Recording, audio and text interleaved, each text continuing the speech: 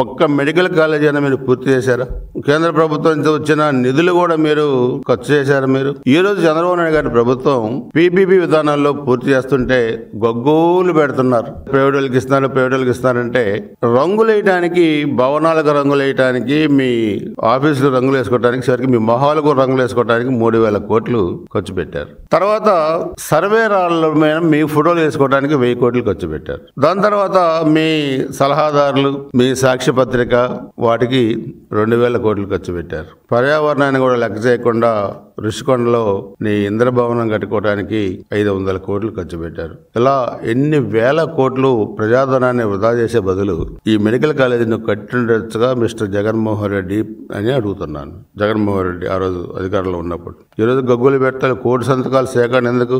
మీ మొహం వేసుకోవడానికి కూడా పనికిరాదు మీ కోటి సంతకాల సేకరణ. ఈరోజు పీపీపీ విధానంలో ఎన్ని మెడికల్ సీట్లు మనకు అదనంగా వచ్చినాయి?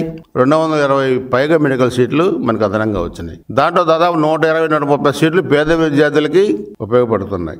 ఉన్నది లేనట్టుగా, లేనిది ఉన్నట్లుగా మాట్లాడటం, ఇష్టారాజ్యంగా బరితెగించిన విధానంతో భాష కూడా మారలా. ఇంకా పర్యటనలకు వెళ్ళినప్పుడు అదే భాష రప్ప అంటాం, నరుకుతామంటాం, ఇంకా ఇంకా ఇంకా ఇంకా ప్రజలు నరికే కదా మిమ్మల్ని 24 ఎన్నికల్లో 151 నుంచి 11 సీట్లు తీసుకొచ్చారు. మీరు ఆ నరికిన తర్వాత కూడా ప్రజలు ఇంకా మీలో మార్పు రాలేదంటే మీకు ఆ 11 సీట్లు కూడా వచ్చే ఎన్నికల్లో రాకూడదు అనేది ఈరోజు స్పష్టంగా కూడా అర్థమవుతా ఉంది.